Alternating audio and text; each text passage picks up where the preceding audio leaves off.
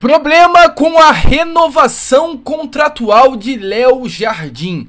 Terça teremos Vasco da Gama e Lanús e a informação é que o Léo Jardim poderá não entrar em campo para que o seu gatilho de renovação automática não venha a acontecer. Ou seja, amigo vascaíno, o clima no Vasco é tão quente nesses últimos dias que o Léo Jardim pode forçar não entrar em campo para não ficar no Cruz Maltino. Eu vou trazer isso aqui a vocês nesse Boa Noite Gigante. Além disso, falar também sobre o técnico Fernando Diniz, que já entregou à diretoria alguns nomes olhando para a janela de transferências que será aberta daqui a 1 mês e meio, a partir do dia 1º de julho, e muitas outras informações também importantes que você verá aqui no Boa Noite Gigante. A saída de Lloyd Augusto, novidades relacionadas aos próximos passos do Vasco da Gama. Você terá um Boa Noite Gigante bastante agitado, bastante movimentado, cheio de informação. Mas rapidinho aqui, torcedor vascaíno, antes de começar o vídeo, antes de deixar todos vocês muito bem informados aqui sobre o nosso Cruz Maltino, como sempre faço aqui no canal, quero dar as boas-vindas a todos vocês que estão chegando aqui pela primeira vez. Para quem ainda não me conhece, muito prazer, eu sou o Lucas, você está no canal do Gigante Vasco e esse daqui é o canal do torcedor vascaíno. Eu tô aqui todos os dias, 3 vezes por dia, com Acorda Vascão, saindo sempre às 7 horas da manhã. Tem também o Fala Gigante, que é o segundo vídeo do dia, saindo sempre pela parte da tarde, e o Boa Noite Gigante, o terceiro e último vídeo do dia, saindo pela parte da noite. Então, venha fazer parte da nossa família, se inscreva aqui agora, aqui no nosso canal do Gigante Vasco e ajude-nos a chegar aí a marca dos 170, 180 mil inscritos e fazer de tudo, é claro, para que cada vez mais pessoas possam conhecer o nosso trabalho. Eu dependo de você aí para que isso aconteça. Show? Vambora então, sem muita enrolação, amigo torcedor, falar logo de Vasco da Gama. Eu quero começar aqui primeiramente com vocês este Boa Noite Gigante, falando sobre a situação do goleiro Léo Jardim. O clima hoje, meu amigo torcedor, está bem insustentável para o goleiro. Ontem, ainda pela parte da manhã, a gente teve uma informação que movimentou muito os bastidores do Vasco da Gama. Qual é a informação? É a novela Léo Jardim, que hoje está sendo até falada. O Vasco ele enviou já 3 propostas de renovação para o goleiro Léo Jardim. As 2 primeiras até o final de 2028 e uma terceira até o final de 2030. Ou seja, mais 5 anos de contrato por um goleiro que hoje tem 28 anos de idade. Além dessa proposta que foi colocada à mesa do profissional, o Vasco também, amigo torcedor vascaíno, aumentou o valor da multa rescisória do goleiro e aumentou o valor salarial do jogador. A proposta que o Vasco coloca à mesa, do goleiro Léo Jardim, de acordo com informação que eu tenho, ela deixará o Léo Jardim como um dos goleiros que mais recebe no futebol brasileiro. Então, financeiramente, o Vasco colocou uma proposta praticamente irrecusável nas mãos do goleiro. Dessas últimas semanas, o Léo Jardim vem assim, dando dor de cabeça para a atual diretoria. Porque o Léo Jardim, o assunto renovação do Léo Jardim se tornou uma prioridade dentro do Vasco da Gama. Até na semana passada, o Globo Esporte apurou, com pessoas ligadas ao Vasco, queria acontecer uma reunião para tentar acelerar essas tratativas. A reunião, inclusive, aconteceu depois da partida contra o Puerto Cabello na última quarta-feira, onde o Vasco perde pelo placar de 4-1. E nessa reunião, meu amigo torcedor vascaíno, foi-se pedido uma outra proposta, ou melhor dizendo, na melhor palavra possível, é surreal. O staff do jogador colocou na mesa do Vasco uma contraproposta para o Vasco da Gama, ou seja, o Vasco, depois de 3 propostas, recebeu na última reunião com o goleiro Léo Jardim uma contraproposta salarial, uma contraproposta contratual. Informação, meu amigo torcedor vascaíno, é que essa contraproposta, nesse momento, não agradou a diretoria do Vasco da Gama. O Vasco preparou uma proposta praticamente irrecusável para o goleiro, uma proposta que por objetivo interno era deixar o Léo Jardim no Vasco até 2030, fazer do Léo Jardim, né, um ídolo do Clube de Regatas Vasco da Gama, automaticamente ficando pelos próximos 5 anos como camisa 1 do Gol Cruz Maltino, mas essa contraproposta ela revoltou os pares da diretoria vascaína. Informação, meu amigo, é que diante disso, internamente já se fala nesse momento que o goleiro deseja deixar o clube. O Vasco ele chegou nesse momento ao limite com relação ao goleiro Léo Jardim. O que eu tenho a trazer a vocês aqui, diante disso, não é normal. Não é normal o Vasco formalizar 3 propostas para o goleiro, a última até o final de 2030 e colocando o Léo Jardim como um dos goleiros que mais recebe no futebol brasileiro, e o Léo Jardim só depois dessa última realizar uma contraproposta, não ele, mas o seu staff, que não agradou ao Vasco. A informação que a imprensa paulista traz hoje é que o Léo Jardim foi oferecido pelos mesmos empresários que hoje negociam com o Vasco uma renovação ao Palmeiras. A informação é que o Léo Jardim foi oferecido ao Palmeiras. O Palmeiras hoje está no mercado à procura de um goleiro. O Everton está chegando ao fim do seu ciclo, é isso que entende a diretoria do clube paulista. E diante disso, o Palmeiras está no mercado à procura de um goleiro. Gabriel Grando, do Grêmio, é um nome que a diretoria do Palmeiras hoje negocia. E além do Gabriel Brando, o goleiro Léo Jardim é um nome que desperta o interesse, sim, do Palmeiras.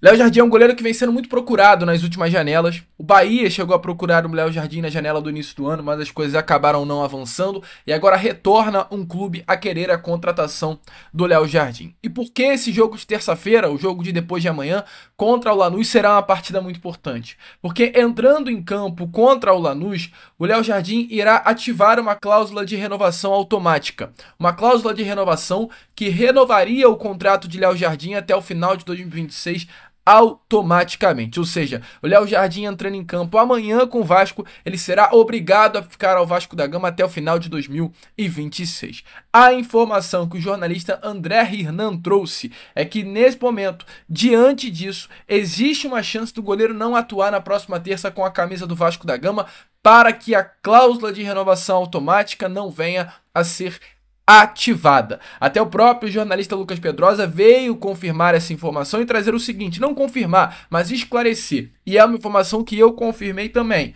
Hoje, não há chance do Léo Jardim ficar fora do jogo de terça-feira contra a equipe do Lanús, a não ser que 3 coisas aconteçam. Se ele se lesionar, ou seja, o Vasco jogou ontem, sábado, não houve lesão contra o Vitória. Então, hoje não teve treino. A única chance agora do Léo Jardim se lesionar é na segunda-feira.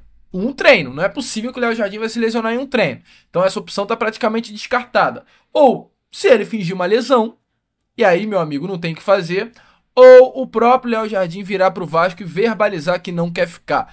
Dessa forma, se nada disso acontecer, se ele não fingir uma lesão, se ele não mostrar, verbalizar à diretoria que não quer ficar, amanhã não, depois de amanhã contra o Lanús, terça-feira ele estará em campo e a cláusula de renovação automática será ativada e ele vai ser obrigado a ficar até o final de 2026. Mas a situação hoje é muito tensa, é muito complicada, fala até que é uma situação vergonhosa, com todo o respeito do mundo ao Léo Jardim, eu acho que o Léo Jardim é um goleiro nota 7, não é um goleiro nota 10, passa longe de ser, e não é um goleiro nota 5, é um goleiro nota 7. Léo Jardim é um goleiro com muita dificuldade com a bola no pé, Léo Jardim não é um goleiro que gosta de sair do gol, não tem isso para mim que é o principal. Léo Jardim não é um goleiro que sai do gol, tem essa dificuldade.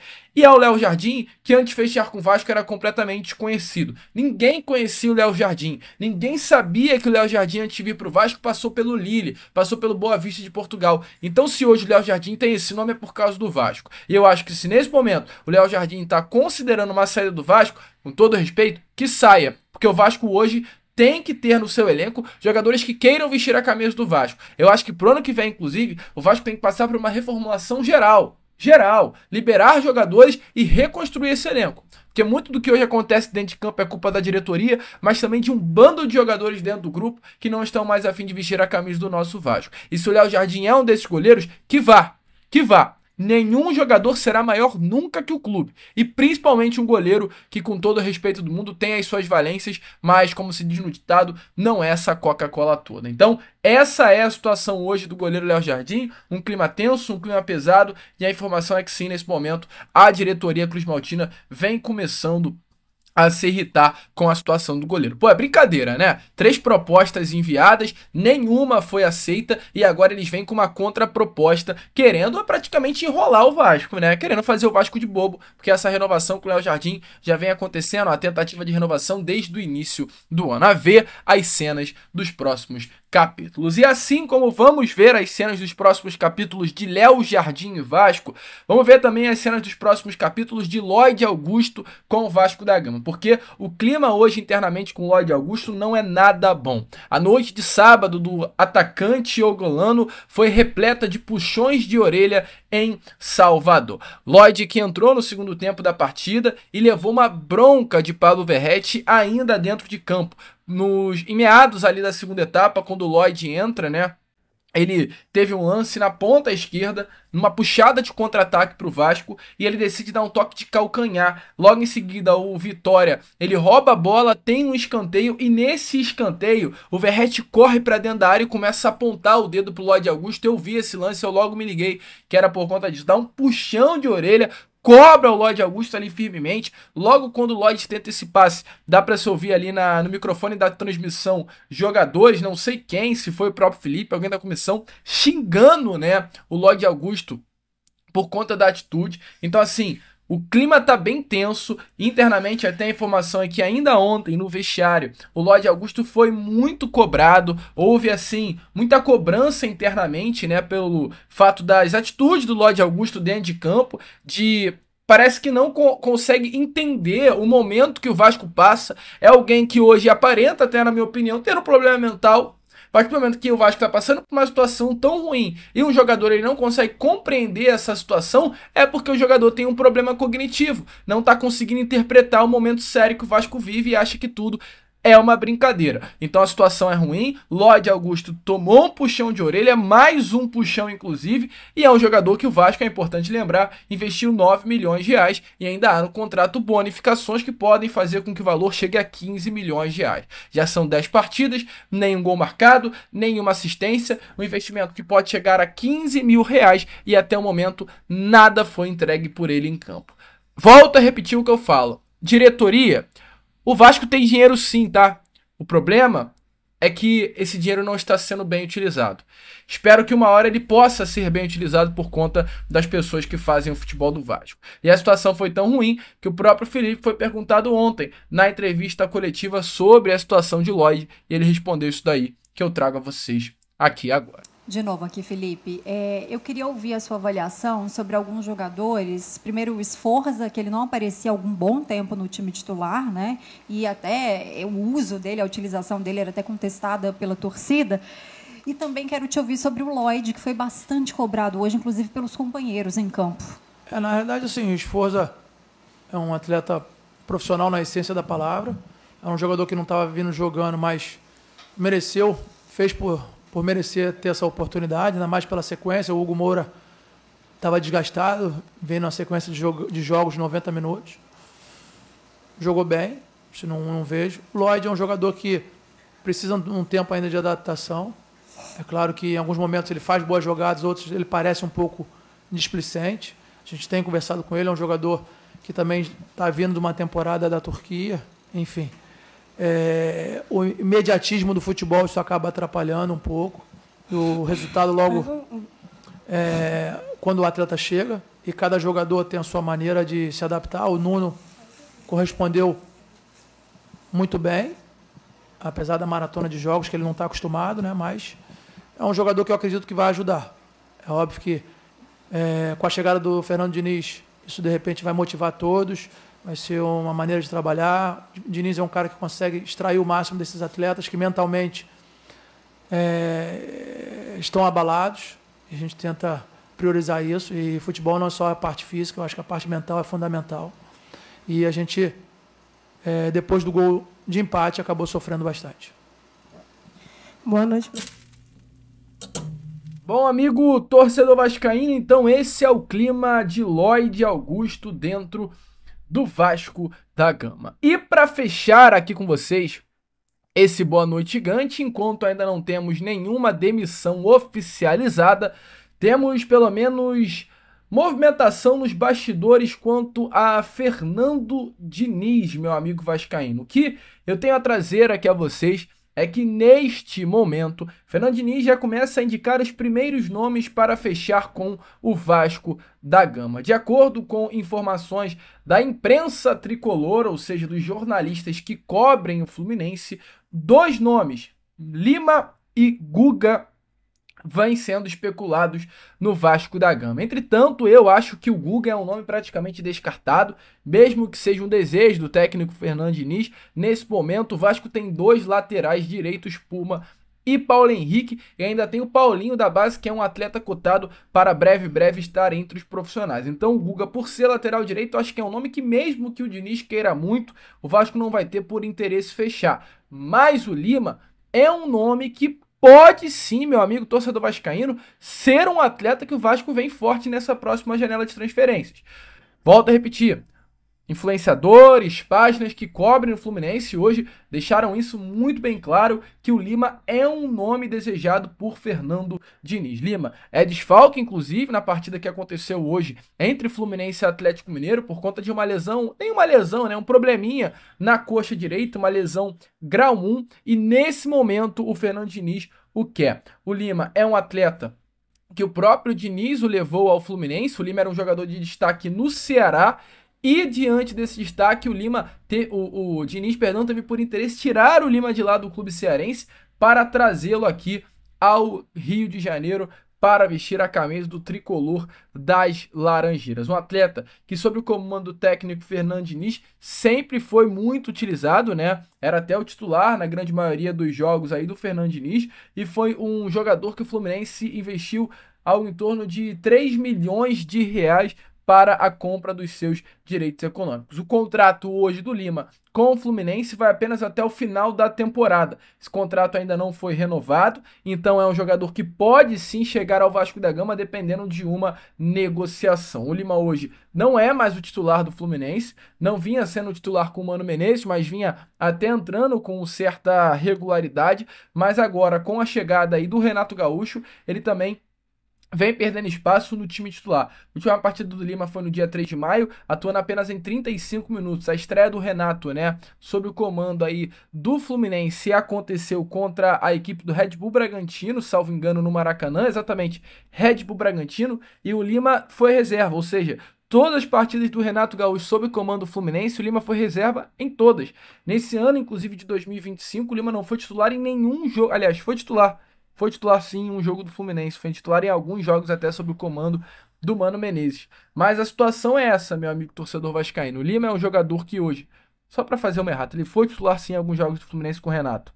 Em 3 jogos, nos 3 primeiros jogos de Renato Gaúcho como técnico do Fluminense, ele foi titular, logo em seguida ele perdeu a vaga e não mais ficou entre os 11 iniciais do Renato Gaúcho. E é um nome que Fernando Diniz gosta muito. Sob o comando técnico Fernando Diniz, talvez o Lima tenha desempenhado aí o seu melhor futebol. E agora é ver o que o Vasco fará. O Fluminense investiu 3 milhões nesses tempos recentes, alguns anos atrás, né, em 2023, para comprar o Lima, diante de um pedido de Diniz. Se o Vasco, como a gente acabou de trazer, pagou 15 milhões ao Rossi, por que não em pagar, fazer um investimento por um jogador hoje ainda jovem, 28 anos de idade, que conhece muito como o Fernando Diniz gosta de jogar? Na melhor temporada de Fernando Diniz no Fluminense 2023, ele atuou em 66 jogos, marcou 7 gols, deu 5 assistências. O próprio Fernando Diniz, na reunião que aconteceu na quarta-feira retrasada com a diretoria do Vasco, deixou muito bem claro que precisa de contratações para o setor de meio campo, e o Lima é um desses nomes. Se vai contratar ou não, fica a dúvida para a janela. O certo é, Diniz é um nome que gosta muito do Lima, e o Lima é um nome que gosta ainda mais do Diniz. Eu trago aqui a vocês palavras do próprio Lima, a uma entrevista que deu ao Lance recentemente, falando sobre a saída do Fernando Diniz e a importância do técnico para a sua carreira. Se liga só. Nunca tinha vivenciado isso na minha carreira. No Ceará peguei grandes jogadores, né? Teve a saída do Guto, o Anderson Moreira, Enfim, mas aqui foi muito emocionante, né? Ao mesmo tempo triste, nunca tinha visto isso, todo mundo chorou mesmo. É um cara que pensa muito o lado ser humano, né? Não como um jogador ali, ele vê muito esse lado, né? O extracampo, então ele tenta cuidar ao máximo do jogador desse lado. E quando a gente ficou sabendo da saída dele, ficamos chateados, claro. As coisas não estavam saindo muito bem, né? O pessoal decidiu e, porra, aqui no auditório foi um clima complicado, né? Depois, enfim, a gente deu um abraço nele aí. Mas é um cara super fantástico, vai ainda mais conquistar grandes coisas pela frente. Merece todo o sucesso do mundo, né? Sou muito grato a ele, né? Pelo que me ajudou aqui, que fez por mim. E, enfim, foi complicada a saída dele aqui. E aí, meu amigo torcedor vascaíno, Lima seria um bom reforço para o Vasco? Coloque aí a sua opinião nos comentários. Eu, Lucas, vou ficando por aqui. Esse foi o Boa Noite Gigante desse domingão. Feliz Dia das Mães a todas as mamães vascaínas. Muito obrigado aí por todo o apoio que vocês sempre dão aqui no nosso canal. E como eu sempre falo aqui, saudações vascaína.